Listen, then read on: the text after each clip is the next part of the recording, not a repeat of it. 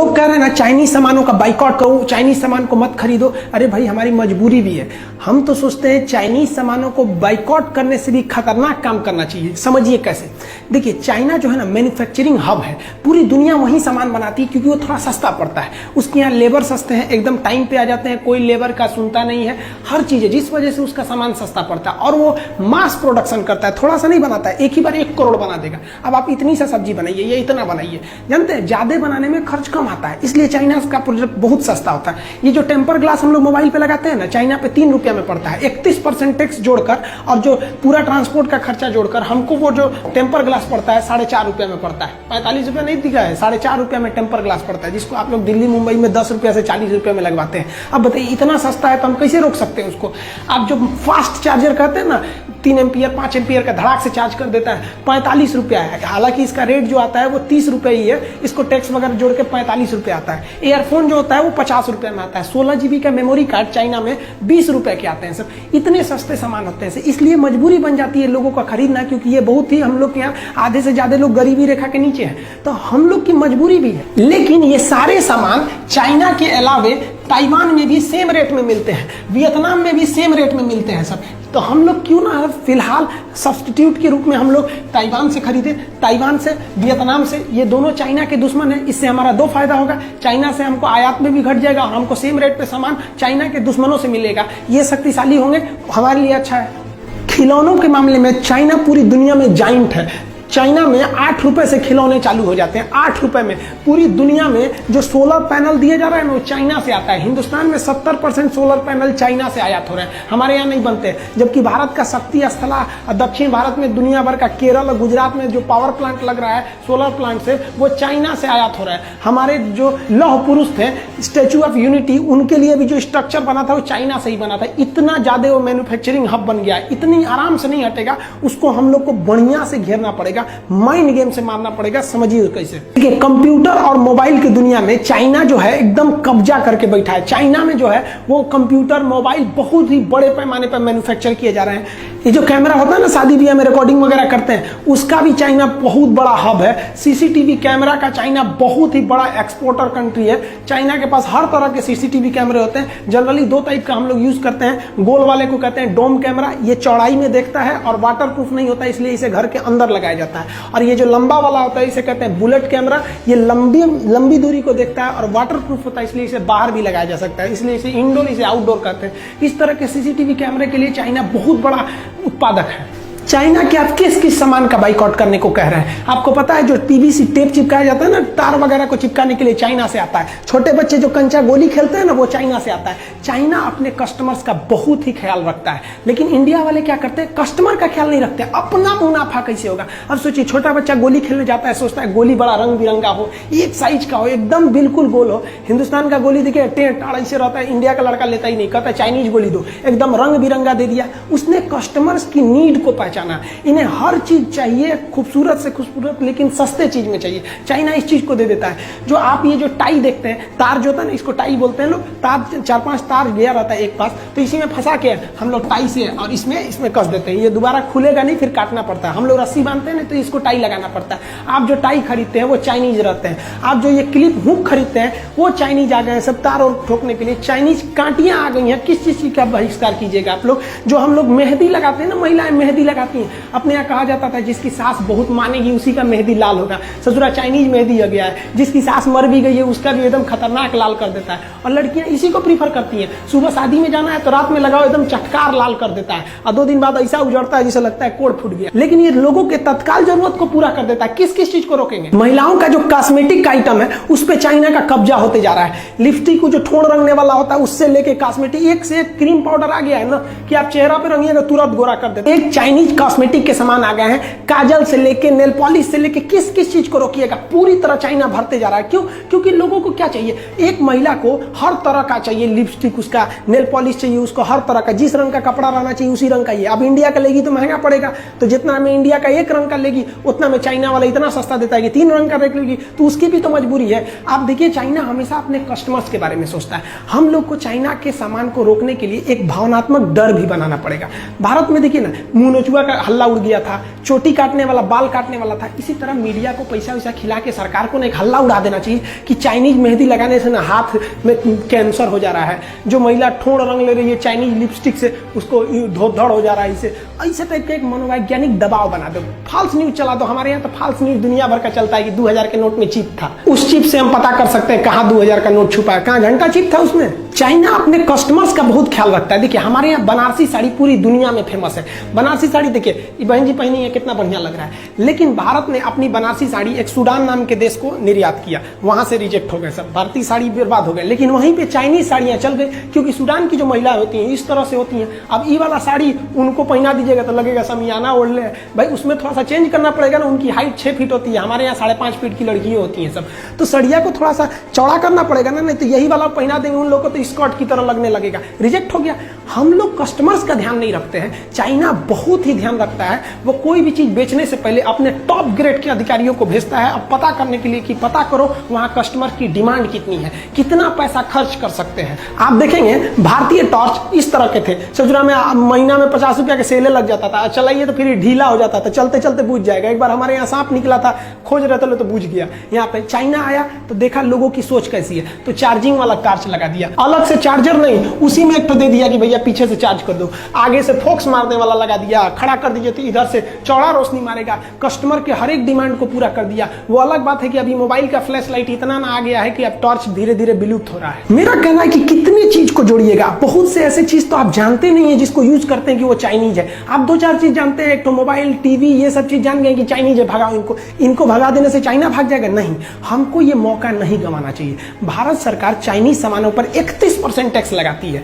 अब WTO थोड़ा दबाव बनाता है सरकार के ऊपर कि आप दूसरे के सामानों को आयात करने से नहीं रोक सकते हैं, आपकी पब्लिक रोक दे तो अलग बात है। तो इसमें हमारा काम है कि हम उसे रोके, लेकिन हमारी मजबूरी भी तो है, हमको उतना सस्ता सामान चाहिए। बहुत से लोग हैं जो नहीं अफोर्ड कर सकते हैं, जो गरीब लोग हैं वो मजबूरी में चाइना का इस्तेमाल करेंगे। उनको तो इतना नहीं पता है कि made in China, made in India कहाँ लिखा है, पढ़ने भी नहीं आता है। तो भारत सरकार को क्या करना चाहिए कि चाइनीज सामानों का जितना सब्स्टिट्यूट वियतनाम के पास है, ताइवान के पास है, उससे आयात करना चाहिए और उन पर टैक्स को महज 5% कर देना चाहिए, जिससे कि उनके सामान सस्ते लगने लगेंगे, चाइनीज सामान महंगा लगने लगेगा। इसके टैक्स को 31 से बढ़ा के 41 कर देना चाहिए ताकि इसके सामान और महंगे हो जाए। जो बंदरगाह है जहां से विदेशी सामान आते हैं, वहां अपने अधिकारियों को गुप्त रूप से ट्रेनिंग दे देना चाहिए कि चाइनीज सामानों को ना इतना ना टॉर्चर कर देना, उसको जो उड़ीसा का सामान रहेगा तो जम्मू कश्मीर भेज देना, आसाम का रहेगा ससुरा को लुधियाना भेज देना, इतना टॉर्चर कर देना। इंडिया को कह दे कि भाई हमारे यहाँ यही सिस्टम है, ताकि उसको लेट किया जा सके। चाइना यही करता है अपने देश में, दूसरे देश की कंपनियों को घुसने नहीं देता है। और वियतनाम जो ताइवान से कंपनियां हैं उनको सहूलियत दीजिए, धीरे धीरे इंडिया के जो डिस्ट्रीब्यूटर हैं, होलसेलर, वो कहेंगे यार चाइनीज सामान छोड़ो यार, उसको ले आने में बड़ी माथापच्ची हो जाता है, उससे अच्छा ताइवान से लो जब सेम रेट में मिल रहा है, वियतनाम से लो सेम रेट में मिल रहा है। चाइना तंग आ जाएगा, फिर चाइना आप पे दबाव बनाएगा। तो चाइना से कहना पड़ेगा भैया साफ देखिए कि भाई आप हमारे देश में बेचिए, नो डाउट बेचिए, हम आपको 31% की जगह 25% टैक्स लेंगे, 20% टैक्स लेंगे, लेकिन आप भारत में कारखाना खोलिए। भारत में कारखाना खोलेगा तो भारत को बहुत फायदा, जमीन भारत से खरीदेगा, यहीं से ईटा उटा खरीद के बिल्डिंग बनाएगा, यहाँ जब उत्पादन करेगा तो भारत की GDP बढ़ेगी, यहाँ के लोगों को रोजगार मिलेगा। क्या अपने यहाँ से मजदूर को थोड़ी लाएगा, ले आ दिया तो और फायदा। क्यों? क्योंकि जब आप देखिए पटना में लड़के पढ़ने जाते हैं, दिल्ली में पढ़ने जाते हैं, तो बाहर से जैसे लड़के आते हैं ना, तो वहां का मकान मालिक राजा हो जाता है कमा के, वहां दुकानदार, सबको फायदा हो जाता है। तो और अच्छा है ससुरा, चाइना से लोग आओ यहाँ पर, यहीं के सामान खरीदोगे, यहीं पे घूमो फिरोगे, और फायदा हो जाएगा। तो रोजगार वो यहीं से देगा, तो हमको और फायदा हो गया कि रोजगार मिल गया। और रोजगार जब मिलेगा तो हिंदुस्तान के लोग काम करने जाएंगे, तो उसकी टेक्नोलॉजी सीख लेंगे। हमारे यहाँ देखते हैं कोई हीरो होंडा की कंपनी में गैरेज में काम कर रहा था, 2 साल काम करके छोड़ा, अपना गैरेज खोल दिया, बहुत अच्छा है। चाइनीज कंपनी में काम किया, 2 साल काम करने के बाद अपना कंपनी खोल दिया। धीरे धीरे ऐसी टेक्नोलॉजी आएगी, चाइना ऐसे ही चुरा के लाया है अमेरिका से। इससे भारत के युवाओं में एक स्किल डेवलपमेंट होगा, और ये भारत की सबसे बड़ी कमी है। मान के चलिए कि किसी लड़के को वेल्डिंग सीखना है तो ITI में जाएगा, नहीं तो किसी वेल्डर के पीछे हेल्पर बनेगा। कोई ऐसी संस्था है जो केवल डेडिकेटेड हो वेल्डिंग सिखाने के लिए कि हाँ भैया आइए 1 महीना में हम आपको सिखा देंगे, आपको वेल्डिंग का सर्टिफिकेट देंगे? नहीं, उसके लिए 75 गो नियम कानून है। चाइना में ऐसा नहीं है, आपको जिस चीज का स्पेशलिस्ट बनना है आप वहां जाइए। लेकिन भारत में अगर आपको स्पेशलिस्ट बनना है तो या तो कॉलेज में जाइए, अगर अनपढ़ है मजदूर टाइप के हैं तो किसी किसी के पीछे हेल्पर लगिए 2 साल तक, अब धीरे धीरे सीखिए। लेकिन चाइना ने क्या किया, एकदम स्किल्ड कर दिया। किसी को पेंटिंग सीखना है, उसका एक तो कॉलेज है भैया, इसमें आइए 1 महीना में पेंटिंग सिखा के भेज देगा, सर्टिफिकेट केवल पेंटिंग का। हमारे यहाँ ITI, IIT, BE, BTech, MTech, lab मार डालेगा उसको पढ़ा के। जो चाइनीज ऐप है जैसे टिकटॉक है, वीमैट है, वीचैट है, बहुत ज्यादा 52 से ज्यादा ऐसे ऐप है जिसको सरकार ने बैन किया है, उस पर निगरानी रखने के लिए कहा है, अभी बैन नहीं किया है। ये अपना डाटा जो है ना उसको स्टोर करते थे चाइना में। जैसे मान लीजिए आप शादी में गए, कोई रिकॉर्डिंग किए, तो वो रिकॉर्डिंग कहाँ आता है, आपके मेमोरी में। हम ये यूट्यूब पे वीडियो बना रहे हैं, ये ना आपके मेमोरी में ना मेरे मेमोरी में, ये कहाँ गया, तो ये यूट्यूब के सर्वर में गया। तो भारत सरकार को भी चाइना के जितने भी ऐप है कहना चाहिए कि भैया तुम ऐप आओ, क्योंकि तुम तो है प्ले स्टोर पे, हमारे पे तो हो नहीं, आओ, लेकिन तुम जितना डाटा यूज करोगे ना उसको भारत में रखना पड़ेगा। अब वो भारत में रखेगा तो उससे भारत में भी रोजगार बढ़ेगा और हमारे डाटा भी लीक नहीं हो सकते हैं, और धीरे धीरे उसको दबाव बनाकर धीरे धीरे पब्लिक ही छोड़ सकती है, क्योंकि WTO के नियम के हिसाब से गवर्नमेंट किसी पे जबरदस्ती बैन नहीं लगाएगी। चाइना के सामानों को बाइकआउट नहीं कराना है, उन ससुरों को मंगाना है और यहीं बनवाना है। ऐसा दबाव बनाना है कि अगर नहीं बनाएगा यहाँ पे ना, डायरेक्ट मंगाएगा ससुरा पे 40% टैक्स,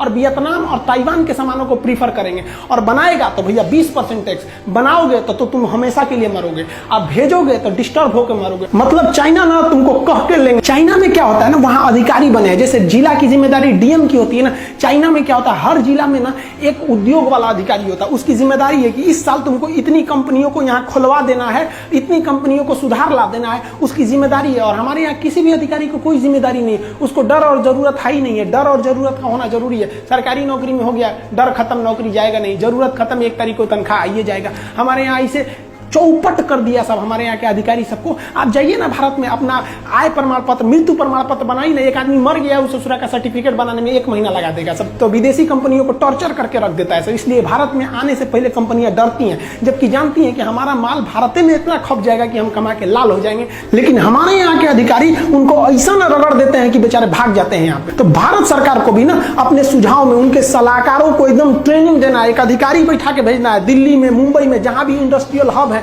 कि हमको हर साल यहाँ 200 फैक्ट्री बढ़ जाना चाहिए, नहीं तो ससुरा गोली मार देंगे। तो हम यहाँ पे डर बिना प्रीत कहा।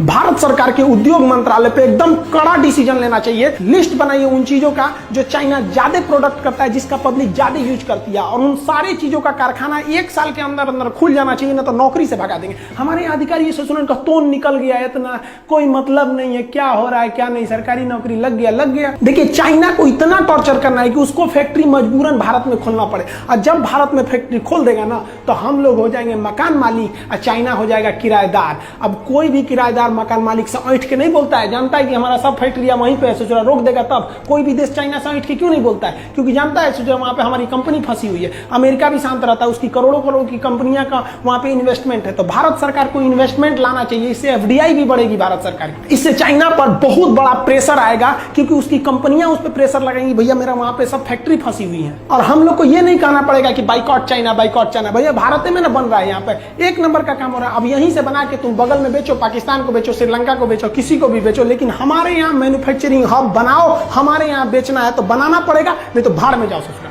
हमारे यहाँ दिक्कत क्या होता है, एक टुटपुजुआ नेता चल जाता है ना, उसके पीछे 50 को पुलिस वाला जाएंगे, नेताजी जा रहे हैं। और हमारे यहाँ वैज्ञानिक सबको कोई वैल्यू नहीं दिया जाता है। हम एक बार दिल्ली से पटना आ रहे थे, हमारे बगल में एक आदमी बैठे हुए थे, ऐसे परिचय हुआ तो बताया कि हम DRDO में हैं। अब बताइए DRDO का साइंटिस्ट एक साधारण जहाज से जा रहा था, बताइए उसके लिए ये सम्मान की बात है। अरे भाई नेताओं को जो मिलते हैं ना, हमारे जो इसरो चीफ हैं, ये सड़क पे ऐसे जाएंगे, यहाँ पे इनको 2 पुलिस दे देता है। अरे इनको भी ब्लैक कमांडो मिलना चाहिए। जब भारत का साइंटिस्ट कहीं जाए ना सड़क पर, तो उसको चारों ओर से पुलिस हटा दे, सबको हटो कौन जा रहा है भाई साइंटिस्ट। तो लोगों को भी दिल में देख के एक हौसला बढ़ेगा कि नहीं, हमारा देश साइंटिस्ट के साथ खड़ा है। आने वाली पीढ़ियां भी उनसे प्रेरणा लेगी और पढ़ाई में जी जान लगा के पढ़ेंगी। लेकिन हमारे यहाँ क्या होता है, पढ़ने पे जानते हैं कोई क्या बनता है, पढ़ के क्यों राजा भइल बा। अरे आप पढ़े लिखे लोगों को राजा की तरह सम्मान दीजिए, नहीं तो देश एक दिन खोखला हो जाएगा। नेताओं से ज्यादा सम्मान भारत के इन साइंटिस्टों का होना चाहिए। ये भारत के असली कर्णधार है। इनके बदौलत अगर हम रहेंगे, इनका सम्मान करेंगे, तो एक दिन सच में ये भारत को सोने की चिड़िया बना देंगे। आपने कभी सोचा कि भारत के बड़े बड़े IIT इंजीनियर क्यों भारत छोड़ के चले गए? क्योंकि उनको वहां बेहतर प्लेसमेंट मिलता है, बेहतर जॉब मिलता है। हमारे यहाँ क्या मिलता है, इन लोग को नेताओं के दल्ला बना के रख देते हैं लोग। कभी कोई टेंडर में इनको फंसा देगा, कहीं भी किसी न किसी चीज में फंसा देगा, अगर इन नेताओं की बात नहीं सुनेंगे तो। आपको पता है आरबीआई के गवर्नर रघुराम राजन जी इतने बेहतरीन इंसान, आरबीआई की जब ये रिटायरमेंट हुए तो ये अमेरिका में जाके प्रोफेसर हुए। सोचिए इनसे पढ़ा हुआ लड़का कितना आगे जाएगा। हम अपने देश को धीरे धीरे खोखला करते जा रहे हैं। ये एक तत्काल रिजल्ट होता है कि चाइनीज के सामानों को बाइकआउट कर दो, ये बहुत लंबा पीरियड तक ये नहीं चलेगा। आपको एक बहुत सोची समझी रणनीति बनानी पड़ेगी, चाइना को माइंड गेम से मारना पड़ेगा। इस तरह से मारिए चाइना को जिस तरह से उसने पूरी दुनिया को मारा वहां पर। हमारे देश में बनाना है, एक ही शर्त रहेगा, हिंदुस्तान में सामान को बेचना है तो 40% टैक्स दो, और नहीं तो यहां 20% टैक्स दो, यहां उत्पादन करो। नहीं तो तुम सपना छोड़ दो कि भारत का व्यापार तुम्हारे लिए है। इसके बाद बाइकआउट कीजिए अगर चाइना इस पर रेडी नहीं होता है तब। आगे आप क्या सोचते हैं आप कमेंट करके बताइए। मिलेंगे हम लोग नेक्स्ट वीडियो में, तब तक के लिए जय हिंद।